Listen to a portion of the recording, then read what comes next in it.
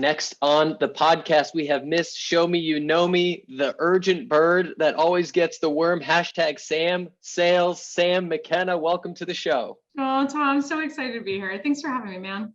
I am pumped to have you. I have fully converted to a Sam Sales super fan within the last few months, and just love a lot of the content you put out. So I feel like we've got a lot of good stuff coming today. My heart is swelling. Thanks, Tom. I'm so glad you're a fan. You approve. Thank you so much. Yeah, for sure. I feel like the place that I always like to start with folks is wondering how they got into sales. And I can tell from LinkedIn that you've got a pretty interesting story, and you started early, as some of the past guests have too. So I'd love to just start there and hear kind of the middle school ages of sales. Yeah, I think, most like everybody, I fell into sales. Like there were no grand aspirations to be a salesperson, but I guess I got my start 26, 27, something like that. So I started probably a little bit later than everybody else who jumps in college. And I realized like a kind of a pattern that I've noticed in my career, that the kind of most pivotal jobs of my life, I actually turned down the first offer that I got. So for sales, the first time I was offered a sales job, I was like, "Ooh, sales, no." And I turned it down. I said, "It just sounds so skeezy and ugh." And the person came back and said, "What can we do to get you in?" And so I ended up taking the job. I was so proud of myself. I negotiated for $5,000 more base salary and thought I was king of the world, queen of the world, I guess. But I fell into sales, went right into the deep end of enterprise sales right out of the gate. And then started from there. But it was definitely a scary path, because I felt like, what am I going to do? I'm going to inconvenience people. I'm going to hustle them to buy my product. I'm not really sure that this is a good fit for me. And now here we are. So why were you not interested at first in sales? I'll tell you a weird story. So I hate inconveniencing people. Let's talk about middle school. I am that kid that would go to the slumber parties. I would wake up at 4 a.m. with like 12 other girls in the room, and I would have to go to the bathroom.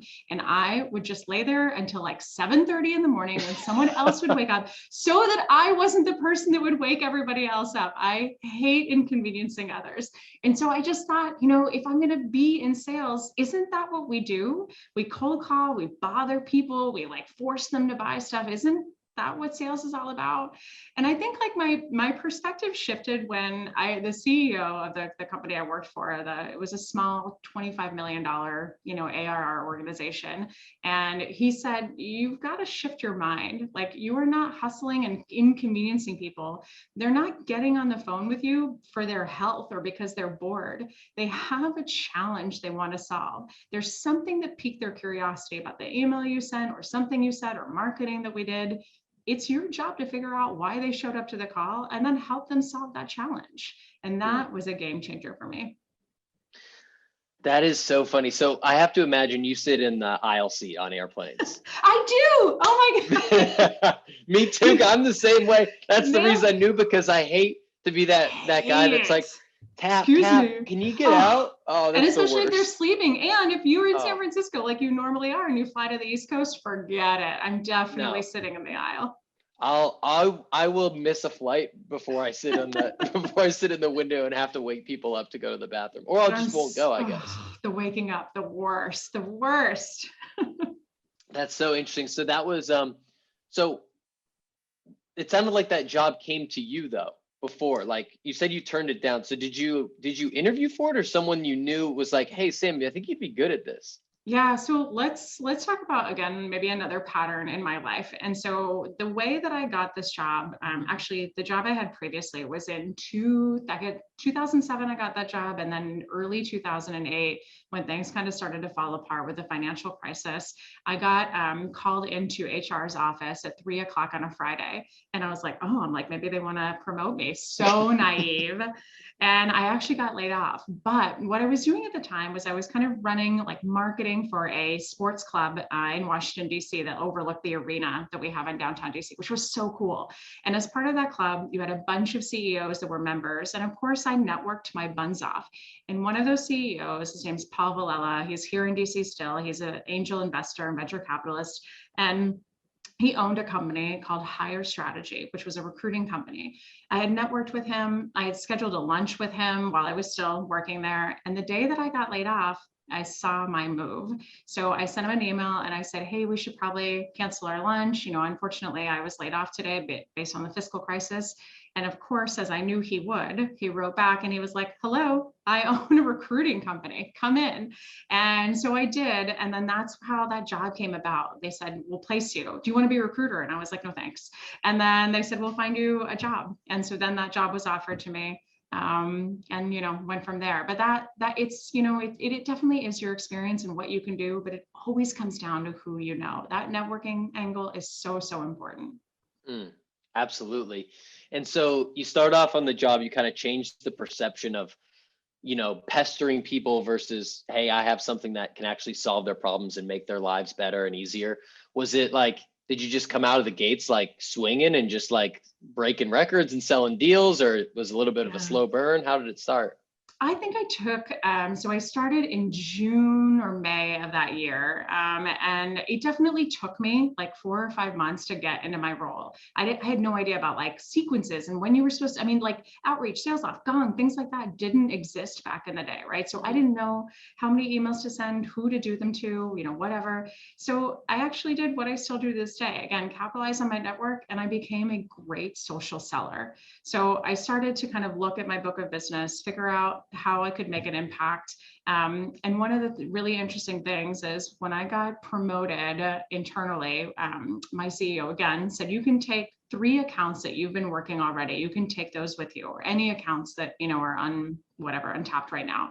And I started to look and see where did we have a good concentration of business, but not a wide concentration in that vertical. And I found that 3 of like the top 20 law firms in the United States used us this tiny little shop when they could use anybody else. So I interviewed their CMOs. I emailed all 3 of them and I said, I'd love to understand why you use us.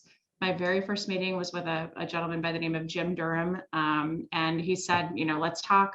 And then he said, if you want to look at my network on LinkedIn, just tell anybody that you want that you're a friend of mine and that they should take a meeting with you. And I was like, wow. Sorry, what? Yeah. And so, but here's the kicker, right? So 1, be bold and ask for these meetings. I was 28. I don't know. I had absolutely no idea what the hell I was doing talking to a CMO then. And then think about when you get an offer like that, follow through. I know that everybody's like, well, no, duh. But nobody does that. It's so rare to get that follow through. So I literally stayed up that entire night in our Richmond, Virginia office. And I went through one by one, sending emails, subject line, front and center from a friend of Jim Durham's, plus our company name. And I killed it, right? Like, just be smart and use social selling and you'll start to kill it. This reminds me of something that I've seen on LinkedIn the last few days. And I feel like I've seen, I don't know if you posted or you commented, but I happened to see it about people that make introductions, or they give you advice or mentorship or something to help you in your carear. And then that person not following up or not letting you know.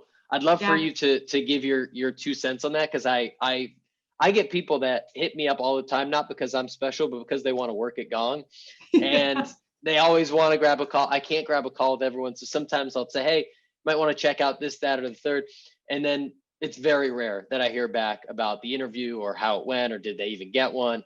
And it's very frustrating. So I'd love for you to expound on that. Yeah. So Doug Landis posted about this. He's a partner at Emergence Capital. And you think about a person like Doug, if you manage to somehow prove value, get him to accept a meeting, I mean, you should be so lucky to get 15 minutes of Doug's time. He is so experienced. He really gets it. And he's a good human. So think about that. When you are able to capture someone's attention like that and get a favor before you've given anything else, I mean, what a win. So certainly follow up on what happened and follow through with a thank you at the very least. And I think a couple things, right? Like, we think about referrals, right? We talk about this in our SAM sales training all the time. What happens when you get a referral? So like you, Tom, let's say you're like, you know what, my buddy Bill is a new VP at this company. I bet he could benefit from you, Sam. So if you introduce us, a couple of things come into play for me as standards. One, urgent bird gets the worm. Every single day before I push back from my desk, I'm thinking, did I get an inbound lead? Have I been referred by somebody? And have I responded to that email? Without fail. I'm not going to leave my desk before doing that. You're giving me the most golden silver platter thing I could ask for, a referred lead by someone who probably needs us. When I do that, my next move is going to be reply all. I'm going to move you, Tom, to BCC. I'm going to say, thank you, Tom. So nice of you, yada, yada, moving you to BCC. And then I'm going to respond to the person you introduced me to. Now, again, this might seem obvious, but sometimes I'll make referrals or introductions and then 3 days go by and I'm like, hey, Tom, did you guys get in touch? And you'll be like, oh yeah, I emailed them directly without you. And I'm like, cool, thanks for keeping me in the loop. So make sure you just seem so obvious. And then the other things that I do, separate cover. Tom, that was so nice of you. Thank you so much. Really appreciate it. I'll keep you in the loop. And then once we have the meeting, I'll follow through to say how the initial meeting went and if we're moving on to next steps. If it's a long sales cycle, I'm putting something on my calendar midway to let you know what's going on. And whether or not the deal closed, lost, or closed wins, close one, whatever. I'm letting you know one way or the other so that you know whether or not it was a good lead and whether we move forward. What I want you to think about that is you are teaching other people that you are worthy of repeat referrals. Like you've got one shot to make or break. So make sure you follow through. And certainly if somebody offers you time, do that. And I'll say one more thing on the note of like, people asking for your time, right? Because they want to work at Gong. You get the same thing back, right? Every day. Can I pick your brain? Can I pick your brain? Oh. And I know like a lot of people say I'm at capacity. I can't make time for it, et cetera. I think that makes me feel a little uncomfortable. Like, I feel like if I wasn't, if I could just stretch myself and make time for you, like maybe I could just do that if I, was a little bit nicer. So I just always like to say, like I get, as you can imagine, I get so many of these. And if I said yes to everybody, there'd be no opportunity for me to do any work. So at this time, I'm really sorry, I can't. So it's more not that I can't make time for you. I can't make time for anybody. Yeah, it's important to learn how to say no to people, especially as you get older and more experience and more opportunities. No, I don't mean that. I just mean like there's more stuff on your plate. You know what I'm saying? Like there's more now than there was when you had your first sales job. I can buy probably 100 times. So even for you, Tom, internally, right? Like as you become, continue to rise internally at other companies, people are going to want to leech onto you internally to find out your secret sauce. Yeah, for sure. For sure. I feel like I have experienced that to a small scale, so I can only imagine what it is like for you and just having to turn down good opportunities to focus on the great ones or the best ones. Yeah. I've got to ask, I know you're in DC. Have you been there? Have you been like remote since like before remote was cool? Like you started the trend like way back in the day? Yeah, I think the one of my sales success stories was convincing our CEO, I don't know, probably again, 10, 11 years ago, to let us all go remote. So there was 12 of us in an office in DC. And I'm like, is that on 24? No, that was one company before, VCall, Precision IR. And yeah, I convinced our CEO, I was like, there's 12 of us. We don't, talk when we're in the office. You're probably paying 20 grand, for this space. Like, just let us work from home. And he was like, that's a great idea. Okay. And I was like, what the hell just happened? And I was so excited. Sorry. That's all right. Dogs are welcome on the show. Okay, good. I was so stoked though, like just the fact that we now got to work from home. I was like, oh my God, I can wear my pajamas every day. It's great. But like, I love being in the office and being around colleagues, but I truly believe like one, remote is great because you can go where the talent is. And that was, an uphill battle I fought at LinkedIn, like to just say like, let's break out of our mold of requiring people to be in the office. And I made some headway, but now, look where we are. Like, it's been amazing to see the productivity and the talent we've been able to hire just by being flexible. Yeah, 100%. I'd love to hear about we talked a little bit about this in the show. It's in your headline on LinkedIn. 13 sales records broken in sales. You've been in sales for roughly that same amount of time. So you're on like a one record per year standard, which is pretty ridiculous. Yeah. I'm trying to think back, like, have I ever broken a record? Like, damn, I don't think I have. You got to keep track. Yeah, seriously. So could you walk me through one, like what are the types of records we're talking about? And two, how, like maybe you could share an example or two and like the story behind it. Yeah, I think one of the most fun ones for me was the first, this was at On 24, the first woman to go, and I think even the first employee to go from being an individual contributor to an executive leader internally. So having, Wow. risen my way through the ranks, been an IC, I think for about 2.5 years there. Then I got promoted, director, senior director, and then ultimately VP. So that was pretty awesome. Like a great way to pave the path for other women, to see a Sure. track of success and also say this is what it takes. And then I think a good one for me too was not only the highest over quota, I think it was for a decade, but that was also I hit it the fastest. So not only did I go the highest above my quota again on 24, but I think I finished in like September with my year. And I think like that's kind of, a good story to talk about path for success and, how well you can do in sales. If I hit my number and I know I'm already going to club in September, I've got a couple of options, right? I can put my feet up for the rest of the year. I can think about, putting my feet up for 6 weeks and then building pipe for Q1, or I can slam my foot on the gas and just print money. And that's what we're here to do, right? Like that we're the roller coaster, highest highs, lowest lows of sales to make a ton of money, right? And to really flex our muscles on that. So for me, no matter how much I had, how much pipeline, how far I had excelled over quota, the goal really was just to make sure that I kept doing it. And then, I grabbed those rings. Damn. How high percent over quoted do you remember that you ended up at? I think this was 137.5. And then the next year I didn't do it as soon, but I got 143 the second year. So I think I did it like by November. I know, such a disappointment.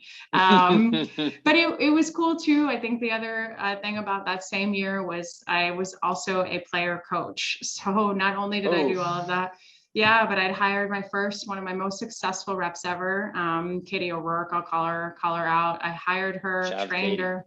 Yeah, she's killer. And she got Rookie of the Year that same year. So we're good. We're a dynamo.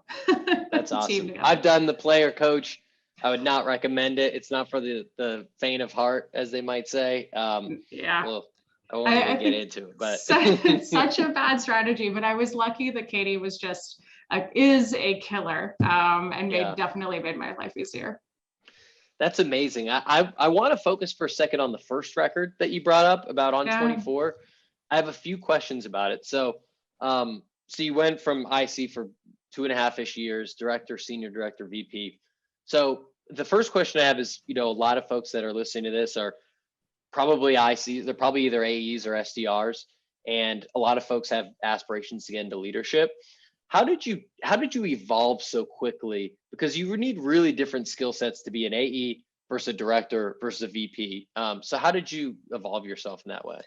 I think a couple of things. So for those of you who want to get to leadership, I will say, are you sure? We'll just say just keep in mind, right? Because just because you're an amazing seller doesn't mean you're an amazing leader. And to me, like the true thing you have to think about is, does somebody else winning excite you more or as much as you winning, right? Because that really is it. It's no longer your wins, it's a team win. And you've got to think about whether you love being the thick of it and just having control of your schedule and just selling, or if you really want to scale what makes you so good to other people. So that's one thing. I think the other, I was never quick to try to get promoted. And I guess the lesson kind of there is, and I say this especially for SDRs, when SDRs come to me and they're like, I've been an SDR for 8 months, I'm ready to go, I want to be an enterprise rep. I'm like, oh my God. My advice to you is take a beat. If you are killing it as an SDR, do it for another 6 months. Find the AE you're partnered with if they're good and just say, can I run a deal for you from start to finish? Do you think I'm ready for that? Can I shotgun a deal? Can I build a proposal? Can I do everything for you for one deal and you make sure I'm kind of doing it right as a leader? Start to do that before you are on the hook for quota, because that becomes, a huge burden. And so figure out the way to do it then. And that was the same thing for me. As soon as I killed it, I'm like, let me just rinse and repeat one more time. And I think when I knew I was ready for leadership, I did something that I think a lot of people do, just not in the right way. So I went to my leader, Ben, at the time, and I was like, I I want you to know that I want to be a leader. So I'm going to vocalize it and say, I need to know if I have skill gaps. If you think I have potential for that, like I want to have that honest conversation that within 12 months, that's my hope. And the next thing I said is what can I do to go above and beyond, right? So I think as a salesperson, you've got to think about crushing your number. Like you can't expect to get promoted if you're hitting 78%, 80%, like you're there to do one job. So make sure you can do that first. But then I just said, what keeps you up at night? What are your things that, are worry you? And he listed 3, 2 of which were, we've got a problem with attrition. Who doesn't? And then we've got a problem with ramp, how quickly reps ramp. And so I was like, well, I can solve those. So if you're thinking about stretching yourself as an AE, SDR, whatever, don't just assume that you can think of an idea out of thin air, right? Don't go and create a birthday club. Don't go and do something that's completely unrelated to what your executives need. Think about their challenges and then look for a way to do something around that. So I presented to Ben, I was like, I'm going to come up with a culture club to prevent attrition, to say that people are more than just a number. We care about you. And then we're going to do a partner program for when people come on, like a mentorship program. And we got headcount, we got budget. He trusted me with it. And we built 2 awesome things that I think both still stand today. And I think one thing just too, for like anyone out there, again, a cool story for me here is, I had some fun girl bullies, one in particular there, who said, it can't be done. We've already tried this 5 times. You're going to fail. And I was like, watch me, right? Like the best way to make me motivated is to underestimate me. So we built it. I'm competitive, but I also want the good. I love it. So yeah, it's great. So we built these programs, we tracked ROI, we followed through, again, that art of follow through. And we built something amazing. And then I got promoted on Halloween. I was scuba diving in Puerto Rico when I got the email for getting my promotion. Wow. I will never forget that either. Wow. That's wild. I'd love to also talk for a second about you not only being the first to do that, but also the first female, and kind of being like the lighthouse, so to speak, for others to, use as an example. So I'd love for you to just talk about like why, how that was different. Like you just mentioned, like a bunch of people were said, hey, that can't be done. We already tried, don't even bother.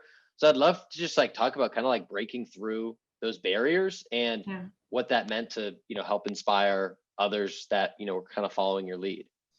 I think we are in a relatively different place these days with our focus on not only like balanced workforces and having more women on boards, and then also everything that we're doing from a D&I perspective, which I think is so, so important.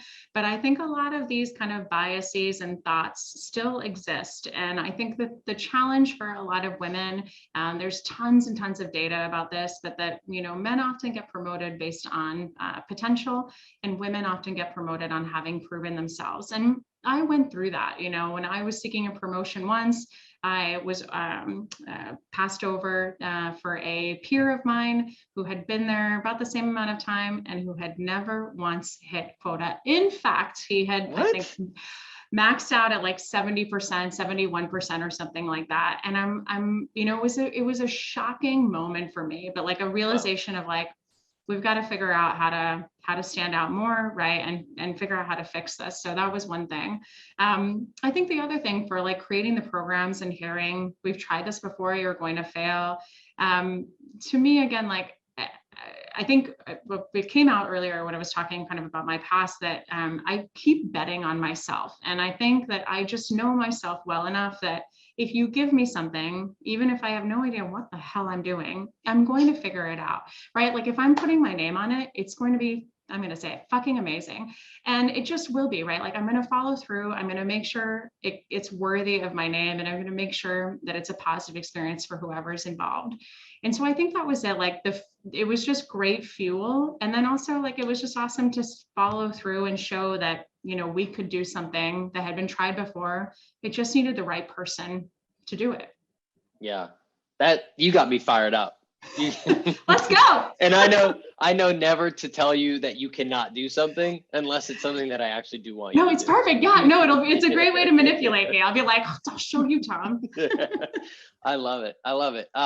So then after 6 or so years at On24. I know you were at LinkedIn running Yeah. enterprise sales over there. Any tips like for folks that, from an enterprise space, like obviously when we think about that, we think, hey, big customers, big deals.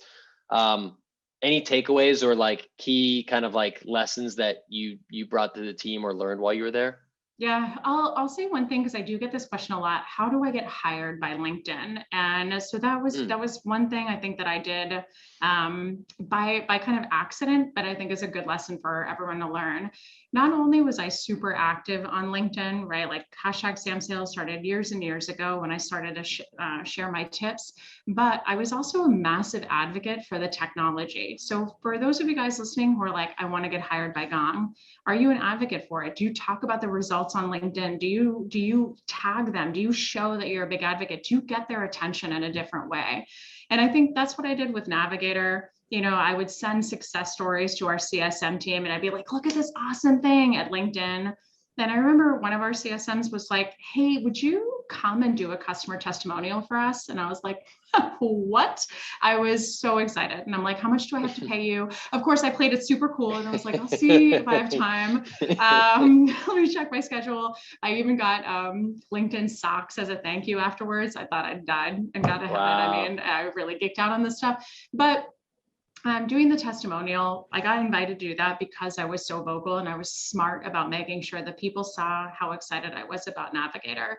And then, when I did my testimonial, I almost fell out of my stool. I was so excited talking about it, and they're like, "You have to work here." And again, when I was offered the job at LinkedIn, I turned it down. To me, moving from a 400 or 500 person company to a 16,000 person company, I was like, I'm going to get lost. No one's going to see me. And the first person that interviewed me changed my mind, was like, you'll be seen here. And I was, I looked basically when I got in, I thought, where can I be of most value? Like, what skill gaps do we have? How can I open doors out of the gate? And just started to build relationships and, get my name out there. And before I knew it, I was speaking at conferences at Sales Ops Rainmaker and all sorts of things on behalf of LinkedIn, which was awesome. That's great. That's so cool. And then from there, you jumped to Sam Sales full time. Yeah. What was kind of like was it like we're cutting loose? Were you doing some stuff on the side? Like how did it work? No, it was terrifying. And for anyone who thinks about eventually starting a business, like it's scary as shit. Like there's no shortage of confidence for me on my side. And I was terrified to do this. But I think for me, like 13, 12, whatever it was years, breaking all these records in sales, I started to think about like, if I'm so successful doing this and if I'm making all this money for everybody else, like I wonder what I can do on my own. If I can impact one team or a series of teams here at LinkedIn, like could I impact 2 or 3 different companies if we start Sam Sales, if I start Sam Sales? And so I just took a leap of faith after we had a summer break and then a couple more months. And then before it was Labor Day, a couple weeks before Labor Day, I was like, I'm going to go give this a shot. And it was really, it was humble hopes. I was like, I'll work with 5 or 6 clients. And now we have 13 employees and 115 clients. And we've been in business for 2.5 years. But I also think it's the ultimate sales test. Like you think you're such, a badass and that you can do this, like, let's see what you can do by yourself. Right. And so it was just a great challenge to chase, and hopefully our good fortunes keep up. That's amazing. I didn't know you were you had that many like employees and clients. That's huge. Yeah, we've been super fortunate, and I think we grew what feels like overnight. At the end of 2019, so we started September 5th, at the end of 2019, we had $6,000 in receivables. Woo!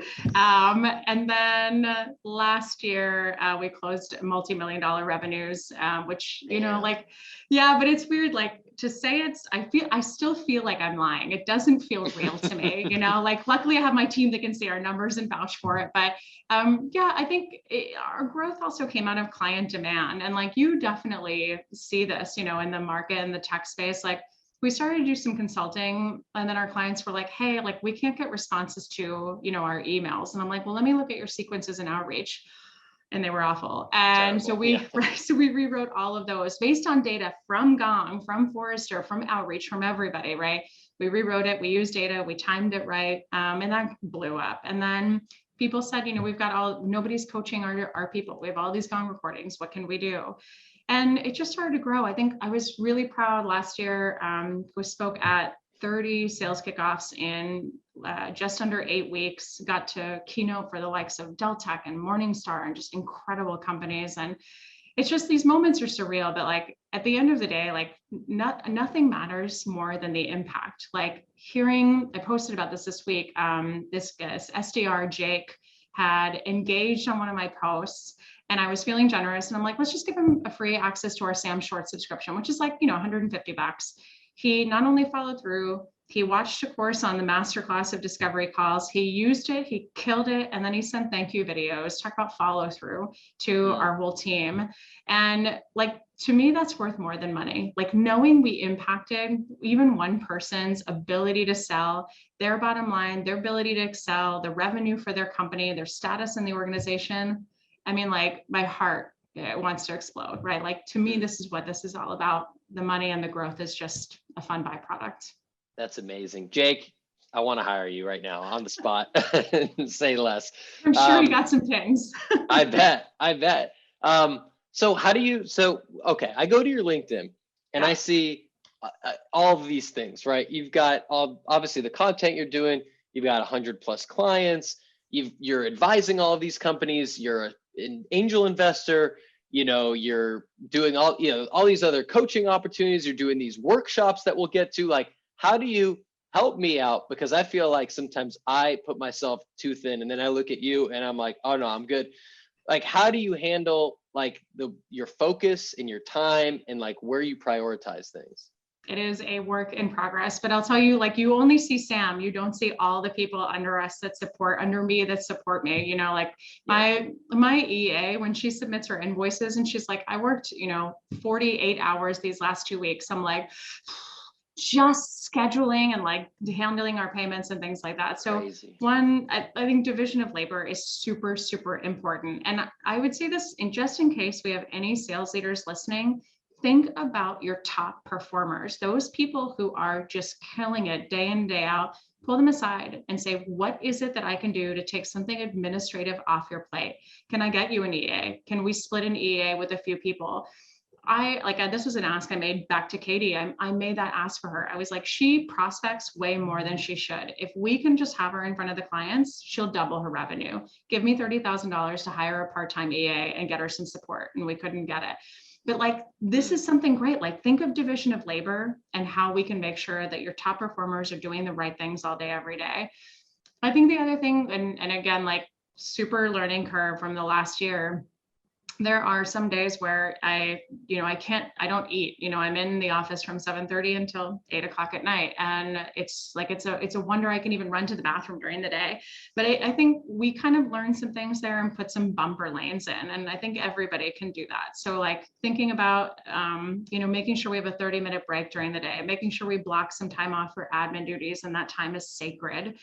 Just figuring out how to balance it. And I think the hardest part for me is figuring out what really needs me on a call versus somebody else on my team.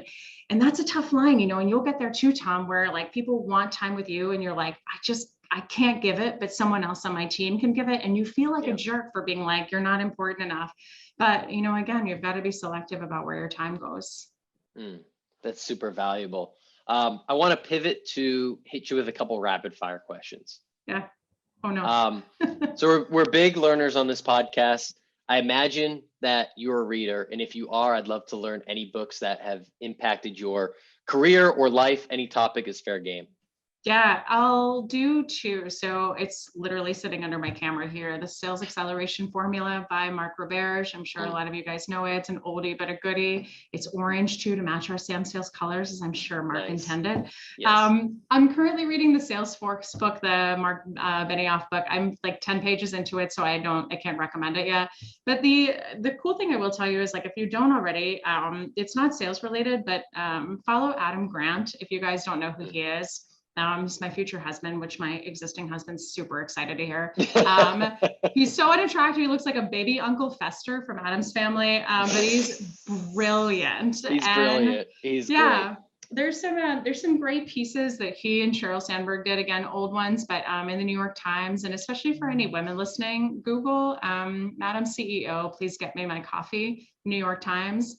Life altering article for me about my work and how I engaged at the office. So really, really killer one that I can recommend. Nice. I love his book, Give and Take, also. Yeah, so good. We did a book, like a book club at a sales team that I was on a few years ago and did that one. Okay.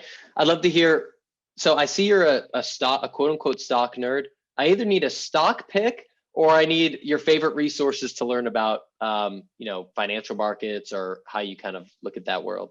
Kind of a weird one that I use is I actually look at Deal Book every day by the New York Times. It's not stock specific, but you read about business, politics. Like, this is a great way to just keep your finger on what's going on. And then I also subscribe to Morning Brew, which has a ton of different newsletters. Like, I'm full in on Morning Brew. I get all their newsletters. I make time for it every day. It drives me bananas. There's so much to learn, but and then stock pick, I got in on Tesla in the early days, so I'll do that humble brag there. When they dip a lot, like, I'll still buy it on, quote unquote on sale. I think they're gonna do nothing but absurd things, and I think it's a good long-term play if you can handle the ups and downs of the $300 or $400 swings every day. Yeah, when in doubt, Elon Musk is not a bad person to bet on, I would say. He's a little wild, but yeah, I'm all for it. What about are you a podcast listener, or do you tune in, or YouTube or Instagram? Totally. Like anyone that you're like really hot on right now? And again, doesn't have to be sales specific, but anything that comes to mind. Yeah, I think it's going to be so cliche, but the Brene Brown ones, like, I think for me, from a leader, rules. Yeah, right. She does. And plus, like, I like that she's real. She curses, and she's like, I didn't know what the hell I was doing. And I'm like, thank God, neither do I. Right. Like, it's great. I think she has awesome leadership topics. She talks about, like, again, how to accelerate. And then the other one I would say, again, for the ladies on the call, HBR, Women at Work is killer. Harvard Business Review, Women at Work. You listen to these podcasts, those two alike, and you get so much value out of it. Like, I hate wasting my time. It's probably one of my biggest pet peeves. And I want to make sure that I spend 30 minutes and I actually learn something. So I'm pretty selective. But what about yours, Tom? Like, tell me what I should listen to that you listen to. Oh, wow. We're flipping the script on podcasts. Yeah. On podcasts. Okay. I actually don't really listen to sales podcasts. I don't think many are good. I'll call that out. Although I do think 30 Minutes of President's Club is a very good podcast. I do like that show. I don't know the guys, but I like the show. What do I listen to? Depends on my mood. Sometimes I like personal development stuff, so I'll listen to little Tim Ferriss, a little Mike Gervais, a sports psychologist, and he gets pretty deep into that. I really like that. Armchair Expert, if I'm feeling a little maybe sillier, a little Daxy, more neutral, a little Daxy. I'd say that's what, and then every once in a while, I like, it's like so off topic, but I really like hip hop, or like 90s, early 2000s hip hop. So every once in a while, there's some that like break down albums. And so like on a Saturday or whatever, I'll listen to something like that. Oh my God, that's awesome. I have been listening nonstop to like the Billboard 2000, 2001, whatever. That's when I went to college. So it's like, It's like throwback for me. What about reading? Do you read much? I did. Did you take over? What happened? What's wrong? I do. I love to read. I mean, the book that changed my life is Think and Grow Rich by Napoleon Hill, hands down. Yeah. But there's a bunch of good ones. I think the best sales books don't generally have sales in the title and aren't really even about sales. But, books like that, books like Mindset by Carol Dweck, Grit, Atomic Habits, a couple of, 4 Agreements, a couple of those are some of my favorites. But I'm going to go take back control of this interview. This got uncaged. What about in the head? Like, what goes on the Spotify, Apple Music? Like, what are you popping like when you're getting ready for your day or whatever? Like you were saying, like a lot of 90s hip hop, like you can find me doing that. We have a Sam Sales Jams Spotify playlist. Yeah, don't panic. Okay. We got you covered. We even came up with a Christmas edition. Wow. And most of it is just like the music, you can find me like Elaine Bennis dancing to, for any Seinfeld fans out there. I know I'm going roles code there, but no, I love that stuff. I love anything that's like dancey, super motivating. I like a lot of old punk too, which I think is kind of weird and surprises people. But yeah, that kind of stuff I love to jam out on, and that's like what gets me fired up in the morning too. Like if I can put my AirPods in and just listen to some tunes and just like go at it, like we're really rocking and rolling that day. I love it. All right, I got 3 more for you. First, you got 3 pictures behind you. I need you to describe each of them in 1 sentence. Yeah. Show me you know me is something that I have bled for my entire career. And to me, it infiltrates its way through every single part of the sales process. And it's the art of showing up, knowing something about your client, the space, their vertical, the company, something about them. And this goes from your first emails to how you're looking to stand out to after they've been a client of yours for 10 years and what you know about their account, them as humans, all that jazz. All right, how about the other 2? What is that? How about the other picture? Oh, the other 2, sorry. Picture? Yeah. So the pineapple, a lot of people ask questions, and some people ask really inappropriate questions about the upside down pineapple, and I'll let you guys Google that on your own. But anyway, the pineapple for me is, I don't even know what that means. Well, don't Google it on your gone computer. So it's, to me, even though I'm not from the South, I'm originally from Switzerland. Maybe I should have some cheese framed here instead. There you go. But it's a sign of like hospitality, above and beyond, friendliness, and I feel like that's hopefully what I exude, especially always being excited on calls. And then urgent bird gets the worm, right? We know the adage of the early bird gets the worm, but like urgency matters. And think about it like with leads, inbound leads. I've had reps take 11 days to respond to a lead. My head blew off. I tossed them out the window. But to me, urgency is something that seems to be in short supply, and your buyers are experiencing this, hands down with the people that they're working with. They have to follow up, they have to chase for proposals, they have to say like, did you get my email? So I know it seems, again, common to be urgent, but think about that as a game changer for you as a rep to your clients. If you respond quickly, if you follow up on time and when you said you would, they'll be like, what's happening? And for the better. Just remove friction wherever you can. Yeah, totally. So before we get to, where folks can find you and a little bit about some of the stuff that you're up to at Sam Sales, I got to know, who do you want to see next come on the Millennial Sales Podcast? Oh my gosh. That is a great question. Let me think. You're stumping me. Of course I would say somebody from Sam Sales, but can I take a rain check on letting you know, like my brain's totally fried today. I can't even think of anyone I adore, like 48 people in my network. So I will come back to you, Tom. I Roughly promise. 48. Okay. All right, everyone, just so we know, I will follow up. I'll put it in the show notes. We'll make sure that we hold Sam accountable here. You'll follow through on that. Yeah, exactly. So Sam, first of all, thank you for coming on. This was great. I highly encourage everyone to check out everything that you're doing on LinkedIn and elsewhere. I know you've got a lot of workshops that you do. It sounds like you do them. I think it's like a free thing that you do. You read people's emails and help them with different sales tactics. Sounds scandalous. Yeah. So they bring you the emails. So maybe you could just share a little bit about when some of those are, how it goes, and then where else folks can reach you. Yeah, you guys, the first Friday of every month, we're doing a writing workshop. So we've done 2 of them so far. Last one had almost 499 registrants, 318 people come. It is something that everybody needs. And you just show up, share your email, screen share, show us what you're dealing with, whether it's inbound referral, someone that has ghosted you after you've been chatting for a while, something you want to say to get around an objection, whatever it may be. Come and bring that, share it, and then we will rework it together with you. I think it's amazing because we have so much to unpack there, and it's such a great way to learn together. Everyone always asks, are they recorded? And they are not. We want to encourage open sharing and not risk that, your boss or a future client is going to see that email. So it's just for us.